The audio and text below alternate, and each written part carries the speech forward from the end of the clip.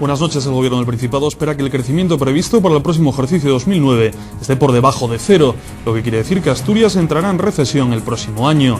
Por otra parte, hoy se ha celebrado el Día Mundial del SIDA. Las cifras de incidencia en Asturias, con una tasa de 139 casos por cada millón de habitantes, se encuentran por encima de la media nacional, datada el pasado año en los 83 casos por millón. Estos y otros asuntos a continuación en titulares. El consejero de Economía asturiano, Jaime Rabanal, ha anunciado que el próximo año el Principado entrará en recesión. Con unos presupuestos que superan los 4 millones de euros, la deuda final de 2009 puede llegar a ser de 242 millones. La incidencia del VIH-Sida en el Principado de Asturias se situó en 150 seropositivos hasta septiembre de 2008, frente a los 123 casos del año anterior, con un total de 1.646 pacientes en seguimiento en los hospitales de la comunidad. El precio de la vivienda de segunda mano en España cayó un 0,48% durante el mes de noviembre y acumula una bajada del 7% en lo que va de año, situándose así en 2.293 euros el coste medio del metro cuadrado. El Real Sporting sumaba ayer su cuarta victoria de la temporada lejos del Molinón. Los rojiblancos consiguieron llevarse los 3 puntos ante el Español gracias a un golazo de Carmelo, que reaparecía tras su lesión. Por otra parte, los de Preciado conocían esta mañana a su rival en los octavos de final de la Copa del Rey. Será el Valladolid.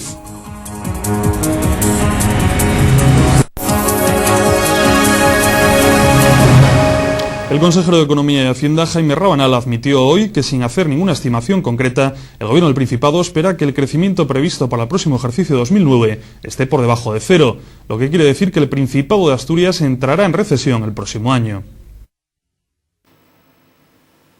Esta mañana se han presentado los presupuestos generales para Asturias del próximo año. Con ellos, según ha explicado el consejero de Economía y Hacienda, Jaime Rabanal, se pretende hacer frente a la situación económica por la que está pasando la región, que a pesar de todo se encuentra en mejor situación que la media nacional.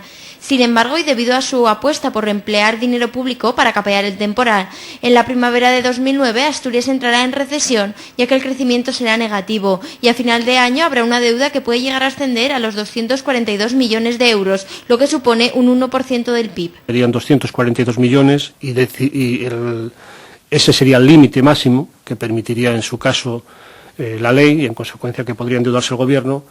Su disposición o no, pues es una decisión que la tomamos según en función de cómo vayan los ingresos y las necesidades, diríamos, que tengamos de financiación a lo largo del ejercicio.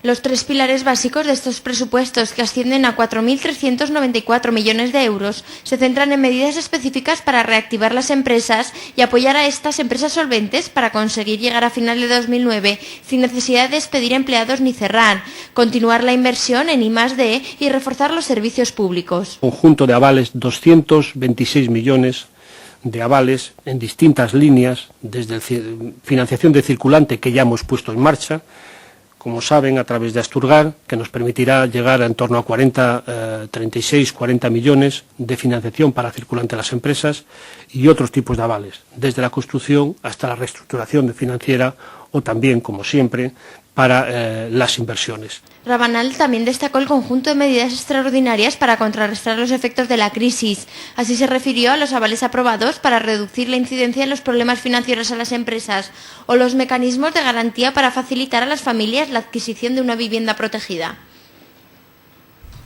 El presidente del PP de Asturias, Ovidio Sánchez, ha afirmado hoy que aún sin conocer el contenido del presupuesto 2009 que el Gobierno ha presentado hoy en el Parlamento, el Ejecutivo regional parece intentar resolver la crisis al revés que todo el mundo. A su juicio, el PSOE asturiano ha optado por hacer frente a la negativa coyuntura económica, enrocándose y uniéndose a Izquierda Unida.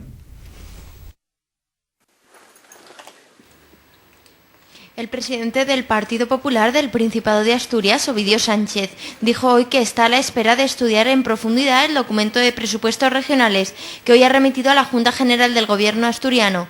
En todo caso, ya anticipó sus dudas ante las cuentas, sobre todo por la presencia de Izquierda Unida, Bloque por Asturias Los Verdes, en la elaboración de las mismas. Sánchez explicó que en toda Europa se está apostando por bajar impuestos y controlar el gasto para hacer frente a la situación. Y sin embargo, según añadió el líder de los populares, aquí parece que se empeñan en hacer más profunda la crisis, con la entrada de Izquierda Unida en el Gobierno y en la elaboración de los presupuestos. Lo que no nos gusta para nada es la orina del enfermo. Por los autores que tienen, evidentemente, lo vemos con una gran preocupación. Intentar resolver la crisis en Asturias de forma distinta a todo el mundo, o sea, agrupándose con Izquierda Unida, nosotros creemos que es un disparate. O sea, el propio Bush en la cumbre que hizo mundial, ahí evidentemente las medidas que se toman no son nunca las medidas que tomaría un partido cercano al Partido Comunista, ¿no?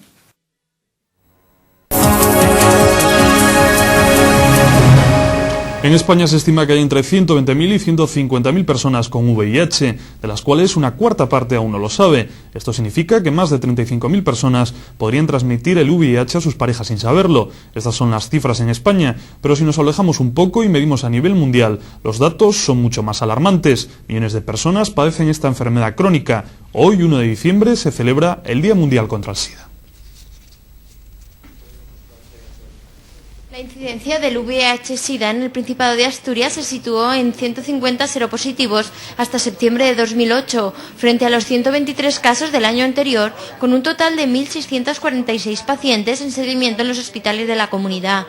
La directora general de Salud Pública del Principado, Amelia González, presentó hoy los datos de incidencia del virus VIH-Sida en Asturias y las campañas de prevención y concienciación que realiza la Administración, coincidiendo con la celebración del Día Mundial de Lucha contra el SIDA. Constatamos una serie de resultados que, insisto, nos obligan a seguir insistiendo en la necesidad de utilizar el preservativo y la llamada a la responsabilidad de todo el mundo, porque tenemos que estar en la idea de que la infección VIH se puede y, de hecho, se debe combatir y tendremos que tener como objetivo el disminuir el número de infectados. Amelia González remarcó la importancia del uso preventivo del preservativo, dado que el mayor porcentaje de infección es de carácter sexual, cerca de un 68%, lo que configura al VIH como infección predominantemente sexual. Con motivo de este día, también en la Plaza Longoria Carvajal había una carpa informativa con la que se intentaba apelar a la concienciación social contra la estigmatización y discriminación de los afectados. Lo que pretendemos básicamente es sensibilizar a la población y que realmente la población se dé cuenta de que esto no es un problema que afecte a los otros como si estuvieran, no sé, en Marte o en Saturno o hubiera que ser de una determinada condición para poder ser portador. No, esto es muy democrático, este virus, por desgracia, y le importa un pito religión, edad, sexo, condición social. Solo le importa que le dejes una puerta de entrada abierta.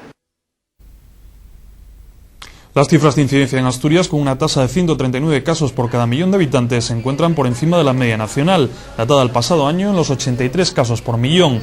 El aumento de los casos se registran en los varones, mientras que entre las mujeres permanece estable. Del total, 33 nuevas infecciones se han producido en consumidores de drogas por vía endovenosa, 55 por mantener relaciones homosexuales o bisexuales sin protección, 47 en relaciones heterosexuales sin protección y el 15 se desconoce por el momento la causa.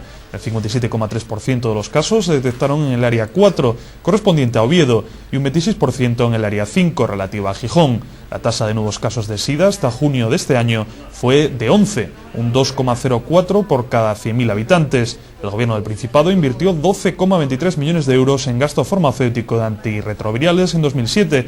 Asimismo, repartió de forma gratuita 241.000 preservativos masculinos y 5.500 femeninos.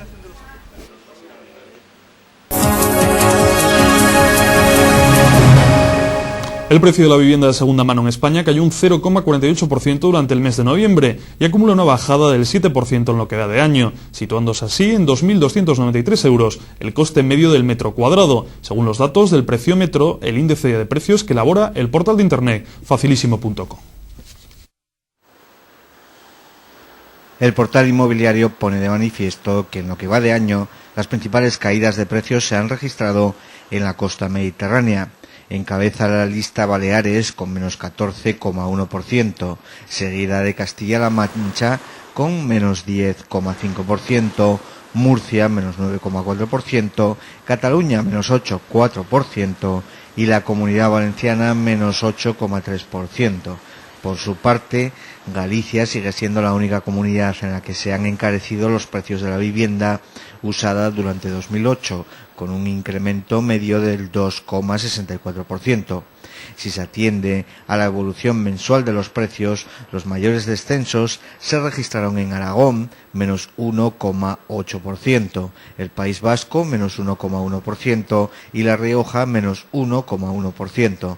Por el contrario, Extremadura, más el 1% y Asturias, más el 0,48%, lideraron el capítulo de los incrementos. Como resultado de esta evolución, los mayores precios en el mes de noviembre se registraron en el País Vasco con un coste medio de 3.640 euros por metro cuadrado, seguido de Madrid 3.232 euros y Cataluña 3.058 euros, frente a los precios más bajos que se localizaron en Extremadura, 1.205 euros. Según facilísimo.com, dada la moderación de los precios de la vivienda, la bajada del Euribor y las previsiones de bajadas de tipos en la eurozona, pronto asistiremos a un cambio de tendencia en el mercado inmobiliario. Así, concluye que en estas condiciones se reactivará la compra de viviendas, primando la garantía y el ahorro como claves fundamentales para la adquisición de vivienda. El sindicato UGT aprobó hoy, durante la celebración del 7º Comité Regional, proponer al Gobierno del Principado, con el objeto de hacer frente a la crisis, la aprobación de un crédito extraordinario para financiar un plan complementario a la CEBA, que refuerce las medidas en él acordadas dirigidas a la reactivación económica y a la generación de empleo en el Principado. Se trataría de un crédito en línea con el elaborado a nivel nacional por el Gobierno de Zapatero, donde también se recoge una partida económica destinada a obras e inversiones en infraestructuras con plazos concretos. Esta no fue la única medida encaminada a hacer frente a la crisis acordada en el Comité Regional del Sindicato. Según informó UGT, también se aprobó instar al Ejecutivo del Principado a crear un gabinete para afrontar la crisis, que con periodicidad quincenal se reúna para analizar la cambiante situación de deterioro por la que están pasando los sectores productivos con gran incidencia sobre la economía y el empleo regional. A juicio del sindicato, en dicho gabinete deberán participar los agentes económicos y sociales, por lo que consideran que una opción adecuada sería que estos trabajos los desarrolle de manera transitoria la mesa de evaluación de la CEBA. El comité quiso hacer patente su preocupación respecto a la situación de la industria, un sector al que también está afectando la crisis económica. Hizo un llamamiento a las empresas de la región para que contribuyan a superar la situación y se comprometan con el empleo regional después de muchos años de fuertes beneficios. La Universidad de Oviedo, que en breve va a aprobar sus presupuestos para el año 2009 por más de 218 millones de euros, es sin embargo la que más alumnado pierde de toda España. En una sola década las matriculaciones en la Universidad Asturiana se redujeron un 44%. Según datos del informe anual de la Conferencia de Rectores, Asturias es la región que más población estudiantil universitaria ha perdido en los últimos 10 años. Esta universidad ovetense llegó a tener más de 38.500 estudiantes y ahora apenas si supera los 28.000. Aunque esta situación se repite en el resto de España por la baja natalidad y porque cada vez son menos los estudiantes que se deciden por una carrera y se decantan por la formación profesional. En el caso de la Universidad Asturiana, pierde estudiantes el doble que la media nacional. Ni siquiera Galicia o Cantabria han sufrido tal descenso de población universitaria, incluso a la hora de ingresar en la misma. Y es que si en la década de los 90 eran 10.000 los estudiantes que se incorporaban cada año a las aulas universitarias, ahora no llegan ni a 5.000. La universidad, con sus 6 campus universitarios, pierde cada año 500 alumnos y la principal razón es el descenso demográfico, pero también que muchos de los jóvenes en edad de cursar estudios universitarios abandonan Asturias para estudiar en otras universidades o simplemente para buscar un futuro mejor en otras regiones españolas. Por último, la universidad de nuestra región, que goza de un merecido prestigio, no tiene sin embargo demasiado atractivo para los vecinos de otras comunidades, ya que solo un 7% de los estudiantes universitarios vienen a estudiar desde fuera de Asturias.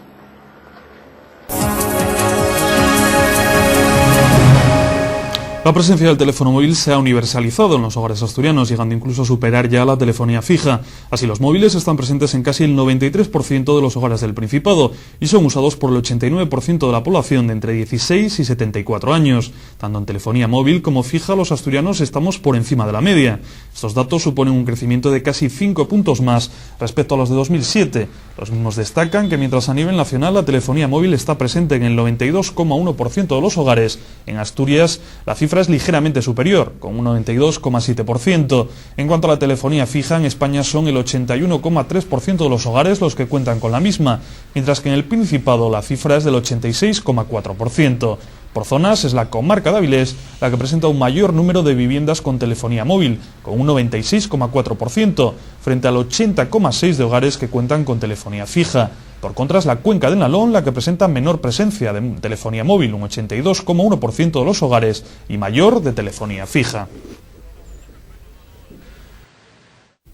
La dirección del astillero Julián anunció su intención de enviar a Vigo 2 astilleros que actualmente están en el puerto gijonés. Los buques sísmicos 532 y 533 pasarían a manos gallegas para ser terminados después de que hace unas semanas el comité de empresa anunciara que no iban a trabajar horas extraordinarias y que además solo había un turno de trabajo de 8 a 2:40 de la tarde. Los buques que se encuentran en fase de finalización constituyen, junto con un barco cementero, la actual cartera de trabajo del astillero, por lo que si se trasladara al barco más de 400 trabajadores de la industria auxiliar se quedarían sin trabajo. La empresa alega esta decisión a que tras el acuerdo del comité de empresa no llegan a los plazos de entrega de los barcos. Por su parte, los representantes de UGT en el comité de empresa de Naval Gijón instaron a que primar de una solución durante esta semana, ya que solo en este caso dejarán salir al barco. Sin embargo, ni dentro del mismo comité de empresa los ánimos están muy calmados. Comisiones obreras y corriente sindical de izquierdas discrepan en cómo retomar las negociaciones acerca del ERE que planteó la dirección. Comisiones insiste en que no negociará hasta que la empresa solvente los problemas planteados. Por su parte, UGT opta por negociar cuanto antes, ya que el tiempo va pasando y se dificulta la situación. Las ventas de coches continúan cayendo en picado en nuestra región y además los asturianos mantienen la tendencia a comprar coches cada vez más baratos, pequeños y eficientes, gastando de media 23.030 euros por vehículo, un 1% menos que el mismo mes del año pasado. La tendencia de la venta de vehículos en Asturias es similar a la registrada en el conjunto del país, donde la caída ha sido de un 0,9%, que sitúa el gasto medio por coche en los 21.207 euros, según datos de la Dirección General de Tráfico, facilitados a la federación que agrupa a los 3.000 concesionarios oficiales presentes en España. Esta caída del precio medio responde al aumento de las promociones aplicadas por marcas y concesionarios para tratar de animar las ventas de vehículos nuevos que acumulan una caída del 23,7% en este año. De esta forma, los descuentos se incrementaron un 11,8% durante el pasado mes y un 14,5% hasta octubre, alcanzando niveles muy por encima de los registrados en años anteriores, donde el sector venía registrando datos históricos de matriculaciones. Esta bajada del precio medio responde también a la clara tendencia de los españoles hacia la compra de vehículos de menor tamaño, debido a la entrada en vigor del impuesto de matriculación, que penaliza a los vehículos de mayor tamaño, así como a las dificultades de acceso a la financiación y a la propia morosidad de particulares y empresas.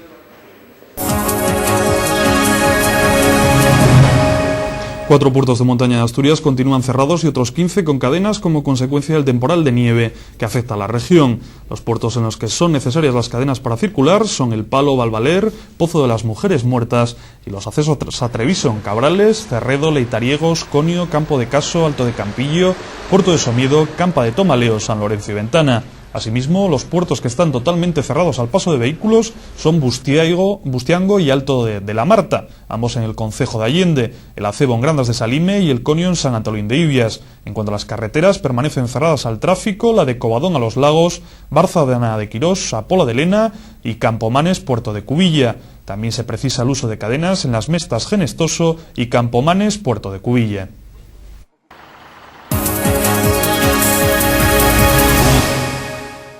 Asturias, y en el tiempo dedicado a la entrevista hoy tenemos con nosotros a Eduardo González Viaña, escritor peruano que estos días se encuentra aquí en Asturias. Buenas noches, don Eduardo. Hola, buenas noches.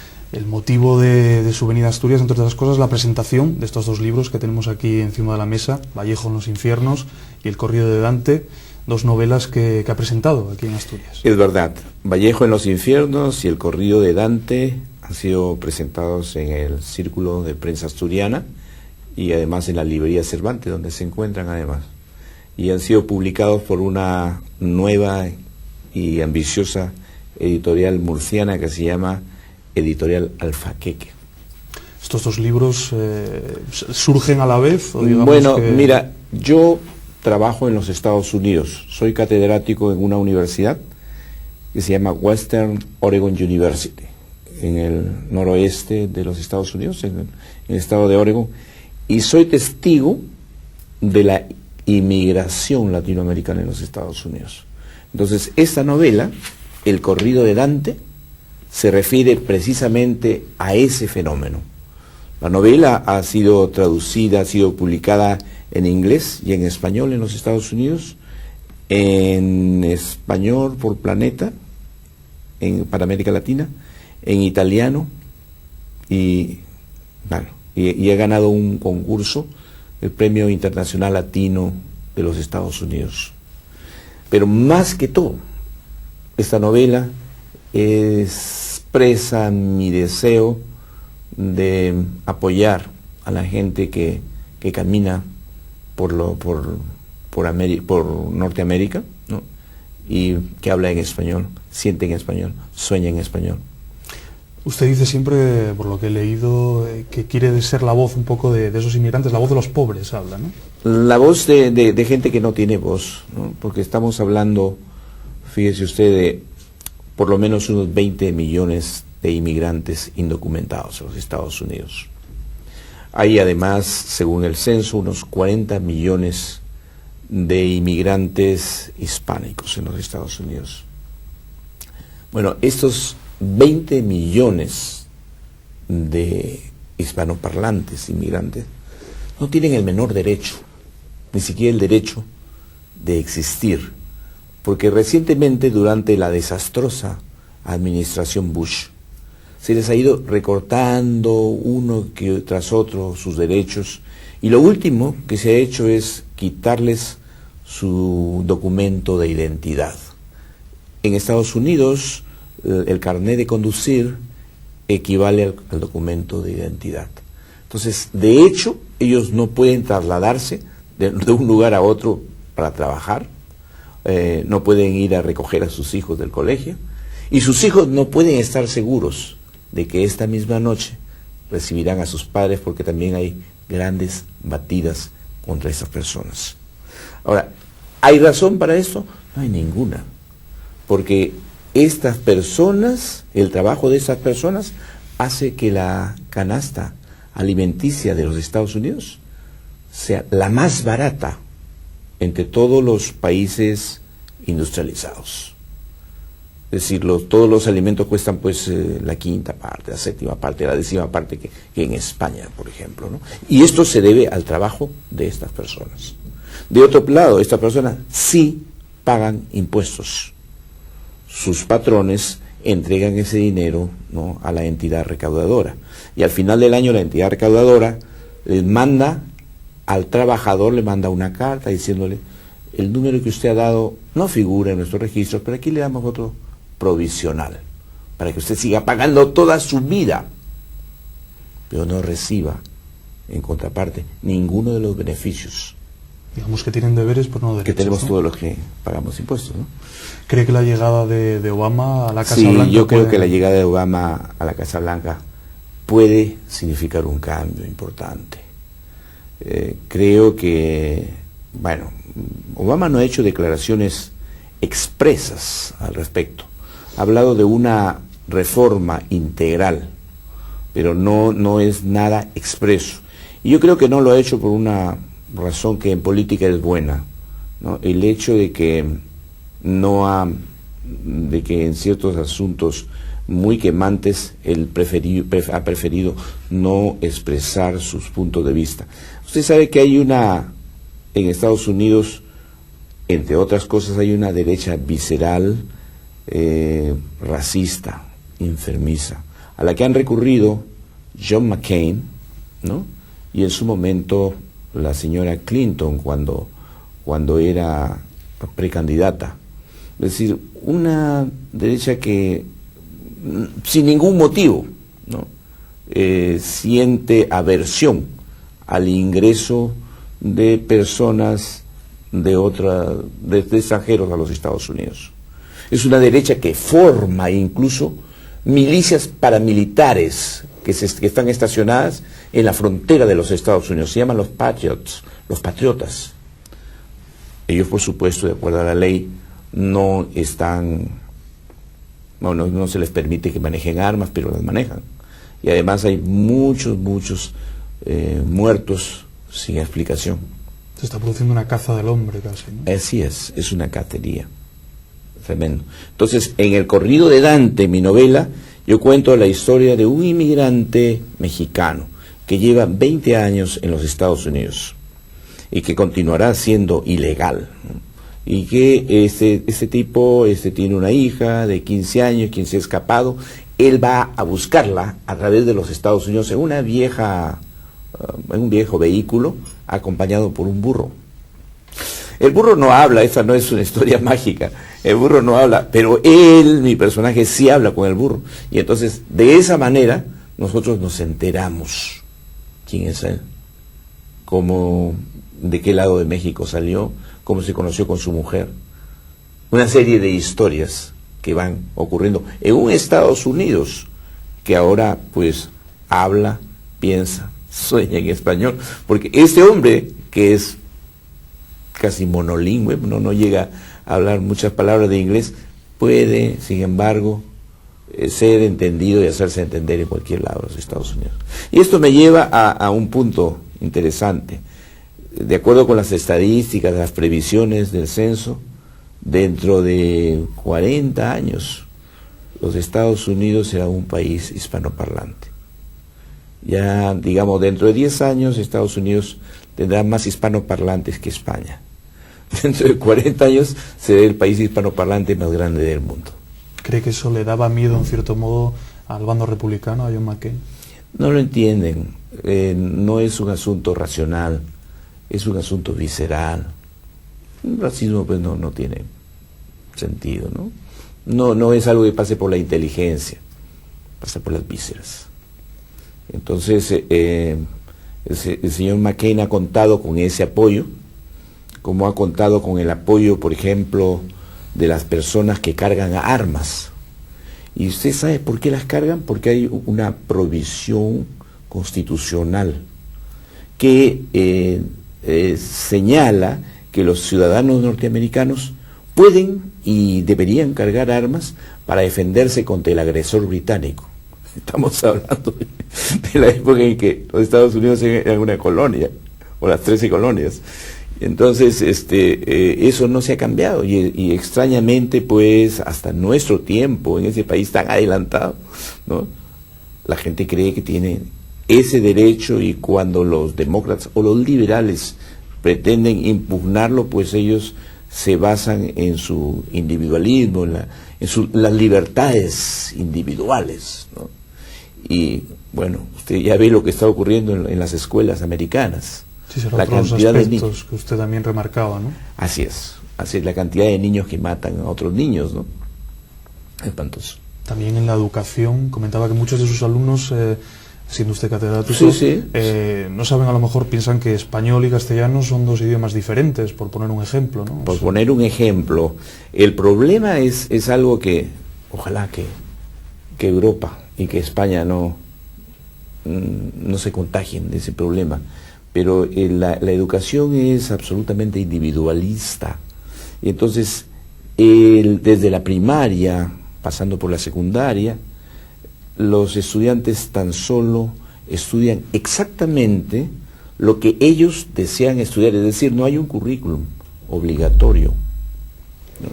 De manera tal que cualquier estudiante puede elegir los cursos que sea, y entonces una persona teóricamente podría llegar a la universidad sabiendo, pues, ejercicios físicos, trabajos manuales, etcétera, ¿no? Y hay una obligación de 3 o 4 cursos que constituyen el corazón, el core, y entonces uno de ellos es el relativo a la historia y la geografía de Estados Unidos y del mundo, pero basta para ello con que ellos estudien qué pasó en el año 40, por ejemplo, pero ellos no saben quién fue Kennedy, por ejemplo.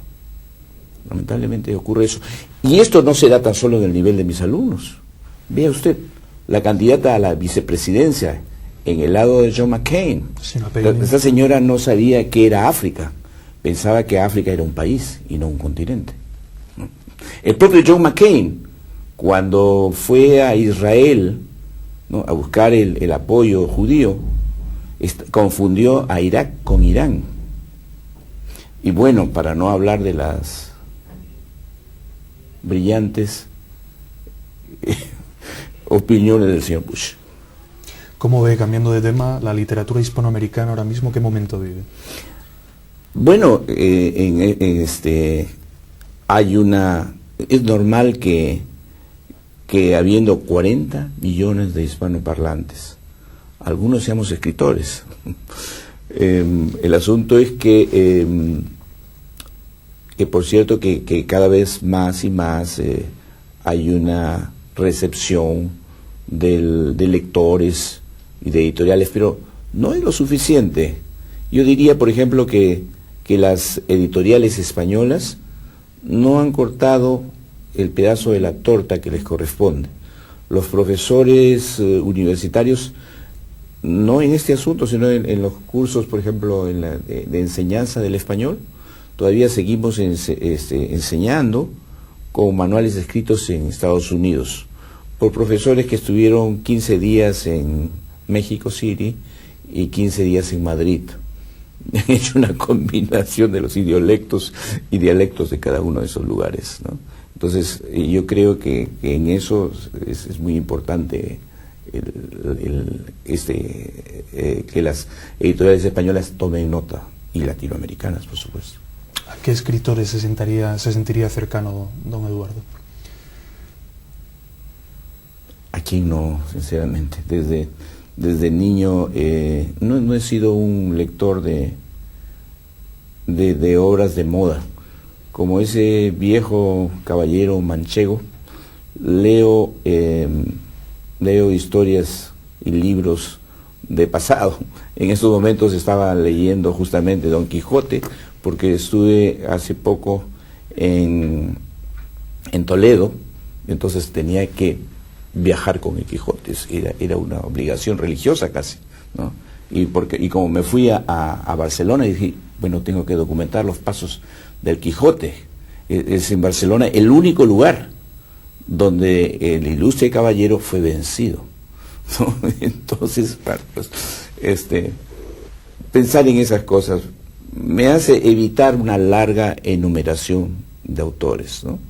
Y este libro se llama, por ejemplo, El corrido de Dante, porque la Divina Comedia de Dante Alighieri fue mi libro favorito desde que yo tenía 11 años de edad.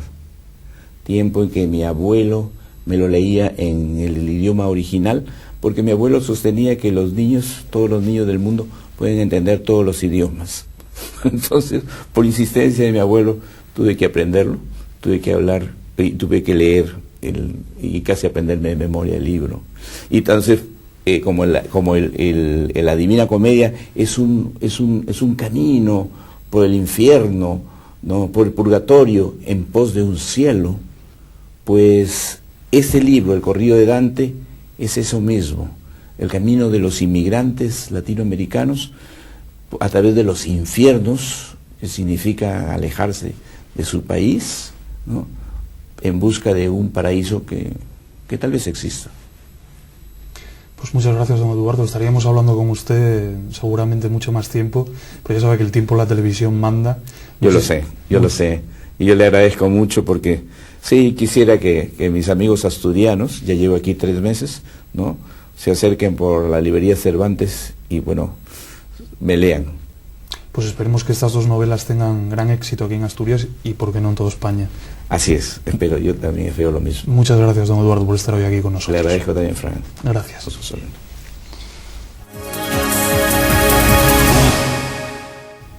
El Gobierno del Principado asturiano creará en los próximos meses una estructura que facilite los rodajes en Asturias a los profesionales del cine y la televisión. Además, la Fundación Niemeyer tendrá en Avilés, en las instalaciones que ahora mismo se están construyendo y que abrirán sus puertas en 2010, un film center apadrinado, entre otros, por Woody Allen y otros cineastas de prestigio. El Principado ya ha sido escenario de un centenar de películas desde el nacimiento del cine.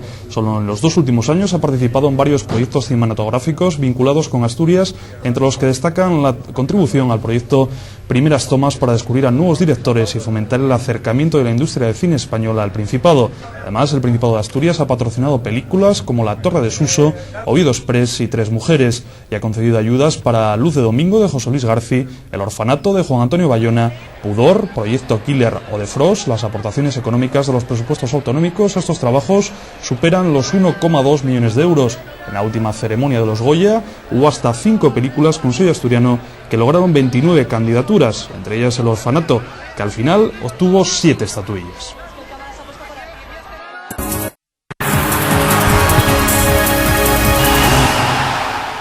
Abrimos la información deportiva hablando de un Real Sporting que ayer sumaba su 4ª victoria de la temporada lejos del Molinón. Los rojiblancos consiguieron llevarse los 3 puntos ante el Español gracias a un golazo de Carmelo que reaparecía tras su lesión.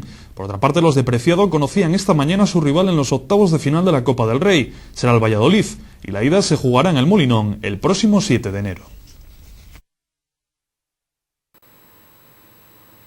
El Sporting volvió a mostrarse letal fuera de casa. Ganó en el Estadio Olímpico de Barcelona por 0-1 con un espectacular gol de Carmelo en el minuto 29 desde fuera del área.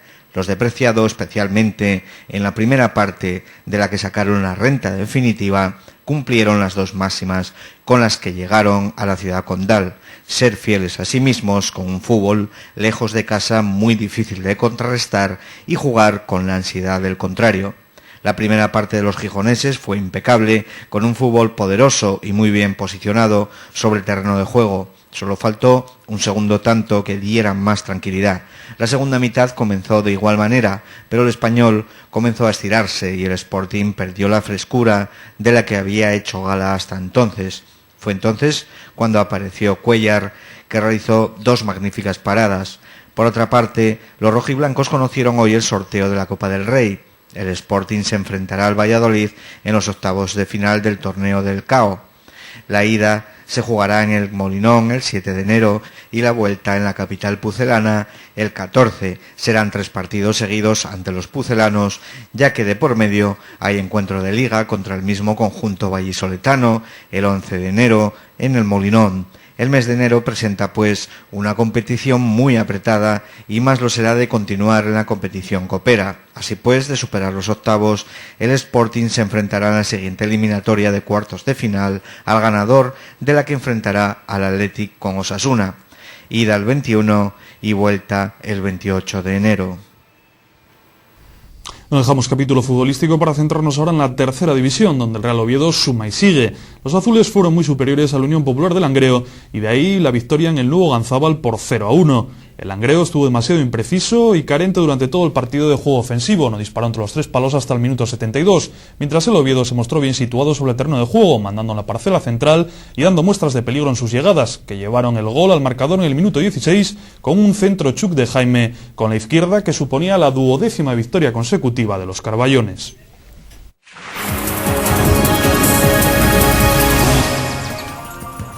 La predicción meteorológica para el día de mañana en Asturias es nuboso, muy nuboso, chubascos débiles o moderados en el litoral que podrán ser tormentosos y con granizo, menos probables cuanto más al sur.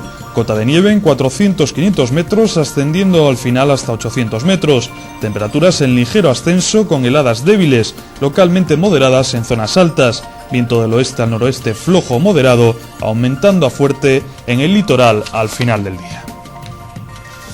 En cuanto a las temperaturas, la máxima será para Llanes con 10 grados, 9 tendrá Langreo, Avilés 8, Gijón 8, Oviedo 6 y Cangas de Narcea 6 grados. Pues esto ha sido todo en la información en el día de hoy aquí en Redacción Teleasturias. Recordadles que como siempre regresaremos mañana a eso de las 8:30 de la tarde. Hasta entonces, muy buenas noches y gracias por su compañía.